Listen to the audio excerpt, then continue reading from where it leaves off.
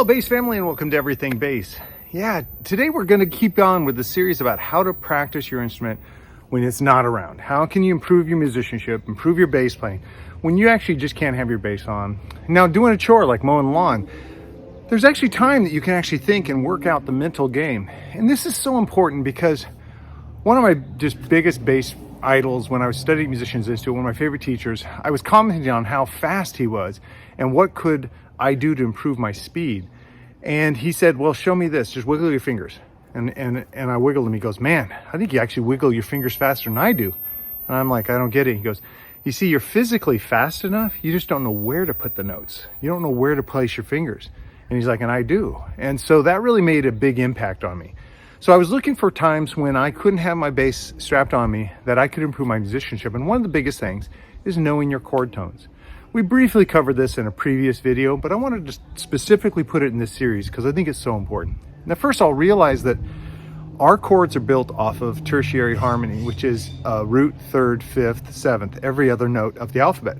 So that's the first step. When you find yourself doing some kind of, work that you can, it's safe for you to like have your mind elsewhere.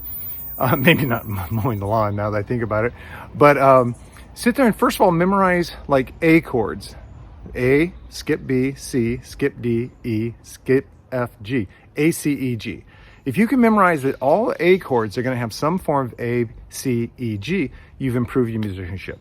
Then go to B. So B, skip C, D, that's the third, D is the third, D, skip E, F, F is the fifth, F, skip G, A, B, D, F, A, B, D, F, A. Okay, so you memorize that. And realizing that any kind of B chord will have maybe like a B, D, F sharp or something like that. But right now, just getting the sequence of chord tones. That's what we're learning here, the sequence of chord tones. Do that for all the letters A through G. Once you have that memorized, then it's a little bit of where you actually visualize the instrument. Now there's a harmony, like a way when you're studying harmony theory, you can do it without visualizing your instrument. But I'm gonna assume that most of you guys, or not most, some of you guys haven't studied harmony theory, don't understand some of the things. So it's easiest if you just visualize your bass neck. And of course you need to know what makes the different arpeggios. And I have your back on that because I've shot videos for all the triads. If you go back through my channel, search through for major triad, minor triad, diminished triad, augmented triad. Then search through for major 7 arpeggio, minor 7 arpeggio, dominant 7th arpeggio, minor 7 flat 5. So I've done 8 videos on different chords. By all means, that's not all the chords available, but it's a good starting point.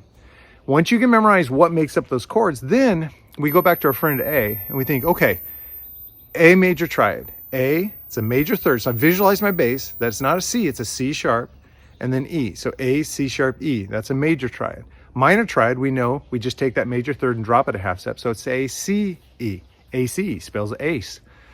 Go through all the different arpeggios that way. When you go through like a dominant 7, you go A, it's a major triad, so A, C sharp, E. I know it's a minor 7, so it's a G. You see, as you're doing some kind of work and you can have your mind elsewhere safely, be thinking of just those arpeggios, those chord tones. Also, don't try to do all of them unless you're like doing some massive project where you have tons of time. I would just pick like a root. Like you might pick D and go through all the triads that based off of tonic D, and then all the 7th chords based on tonic D, and say that. So you get it, you understand? If you do this enough, and I still do it to this day, but if you do it enough, you'll find that when you're playing along with musicians and they say, oh man, we're going to do this big vamp and it's A dominant 7 vamp or A7 vamp, they might say, you can go, oh, I know the notes of that chord. And that helps you play better. Even if you're using a scale, you know where the chord tones are, which really helps with your bass line construction and your improvisation. Well, I hope this helps. I really do, because I think more and more as the world wakes back up and there's more opportunities for us to go out and do things, well, we might have less time with the bass in our hands, but it doesn't have to be wasted time. You can just focus in, take an element of theory, and improve it. So I hope you enjoyed this. There'll be more series coming along like this, so hopefully you'll have a lot of options when you're away from your instrument that you can still improve your bass playing. Sounds weird, but it's true. Thank you guys so much. I value this time more than you ever know. Of course, like, share, subscribe, do all those things that every YouTube creator asks you to do. But most of all, meet me at the next video. Thanks, guys.